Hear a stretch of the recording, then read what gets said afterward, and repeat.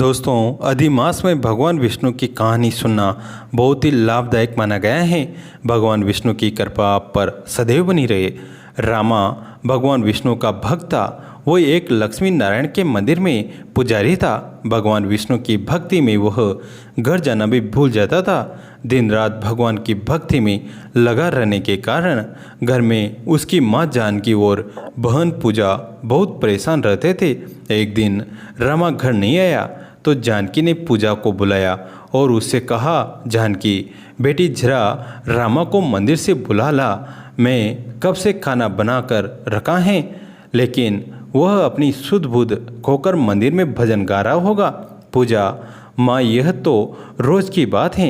एक काम करो, आप खाना बनाकर रख दो, मैं मंदिर में खाना दे आती हूँ। जानकी, नहीं बेटी, अगर तूने उसे वहाँ खाना पहुँचा दिया तो वह घर कभी नहीं आएगा। कम से कम पेट की भूख उसे घर आने को मजबूर तो कर देती हैं। तभी वहाँ रामा आ जाता है। रामा, माँ तुम हमेशा गुस्सा करती रहती हो। मैं इसी डर से घर आ जाता हूँ, नहीं तो मैं अपने स्वामी के चरणों में ही पड़ा रहना चाहता हूँ। जानकी, पहले तो खाना खा ले, फिर मुझे तुमसे कुछ बात करनी है। रामा, क्या बात है माँ, पहले बताओ, आप इतनी परेशान क्यों हो? जानकी, बेटा तेरे पिता होते तो मुझे चिंता नहीं थी, लेकिन अब पूजा का विवाह करना है और जो कुछ तुम मंदिर से लाता है उसमें तो खाना पीना भी बड़ी मुश्किल से हो पाता है। रामा, माँ तुम तो बेकार की चिंता करती हो। मेरे भगवान विष्णु अपने आप सब इंतज़ाम कर देंगे। समय आने पर सब ठीक हो जाएगा।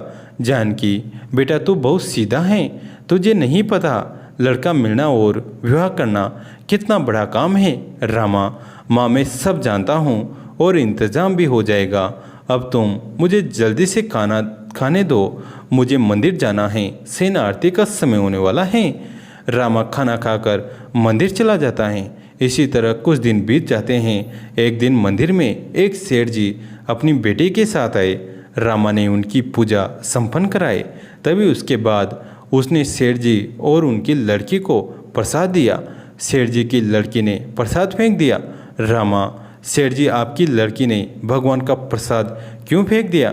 सेठ, बेटा इसे माफ़ कर दो, ये भगवान को बहुत मानती थी, दिन रात उनकी पूजा करती थी, लेकिन अभी 2 साल पहले इसका भाई बीमारी से मर गया। जब से ये भगवान से नफरत करती हैं। मैं इसे बहुत समझाता हूँ, लेकिन यह नहीं मानती। रामा, लेकिन आप इसे मंदिर क्यों लाए हो? सेठ, मैंने सोचा भगवान इस पर कृपा करेंगे तो ये ठीक हो जाएगी। रामा, सेठ जी आप इसे हर दिन मंदिर लाया कीजिए, भगवान विष्णु जी की कृपा से ये ठीक हो जाएगी। अगले दिन से सेठ जी अपनी बेटी के साथ हर दिन मंदिर आने लगे, लेकिन उनकी बेटी उदास बेटी रहती थी, वो पूजा भी नहीं करती थी।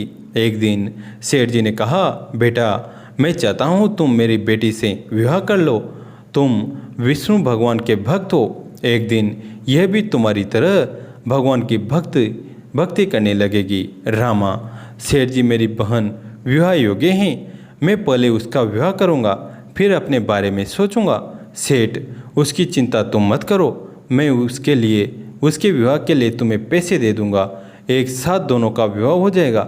रामा अपनी माँ से बात करता है, वो भी तैयार हो जाती हैं। एक अच्छा सा लड़का देखकर रामा अपनी बहन का विवाह पक्का कर देता है। सेठ जी से पैसे लेकर रामा विवाह की सारी तैयारी कर लेता है। विवाह के दिन सुबह सेठ जी रामा के घर आते हैं। सेठ जी, रामा अब यह विवाह नहीं हो सकता।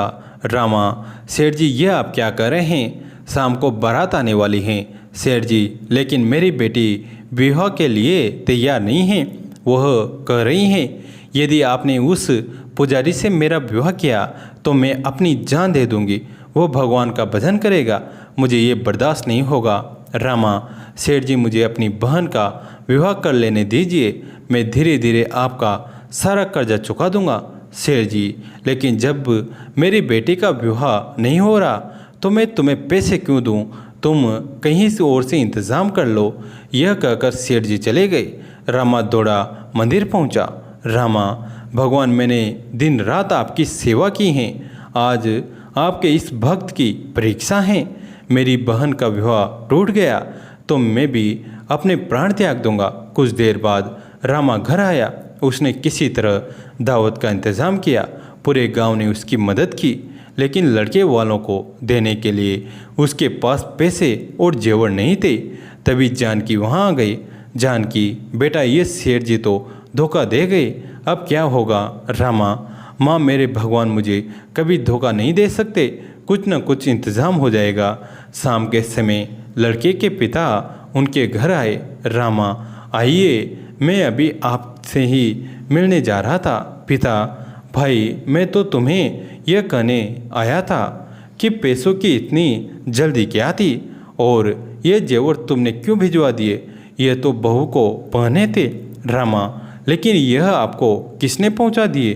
पिता, पता नहीं, ये एक सज्जन आए थे, उन्होंने कहा रामा ने यह सामान भेजा है, वे देकर चले गए।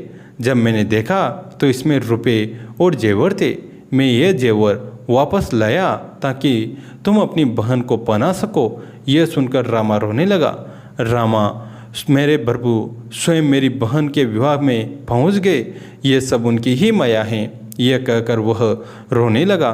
रामा ने धूमधाम से अपनी बहन का विवाह किया। बहन के विदा होने से पहले सेठ जी वहाँ आए और उन्होंने कहा, सेठ जी बेटा मुझे माफ़ कर दो, मैं अपनी बेटी के कारण स्वार्थी हो गया था, लेकिन जब मेरी बेटी ने तुम्हारी रुपए और जेवर वाली बात सुनी है, वह भगवान में विश्वास करने लगी हैं। मैं चाहता हूँ इसी मंडप में तुम्हारा भी विवाह हो जाए। जानकी, बेटा इनकी बात मान ले, ये भी एक लड़की के पिता हैं, इनकी परेशानी मैं समझ सकती हूँ। भगवान विष्णु की कृपा से वहीं रामा का विवाह भी संपन्न हो गया। जय जय श्री राधे। दोस्तों, कैसी लगी ये कहानी कमेंट करके ज़रूर बताएं। वीडियो को लाइक करें, चैनल को सब्सक्राइब करें, घंटी के बटन को दबाकर ऑल पर क्लिक करें। दोस्तों, इस कहानी को अपने दोस्तों के साथ, फैमिली के साथ शेयर जरूर करें। कहानी अंत तक सुनने के लिए आप सभी का तहे दिल से धन्यवाद।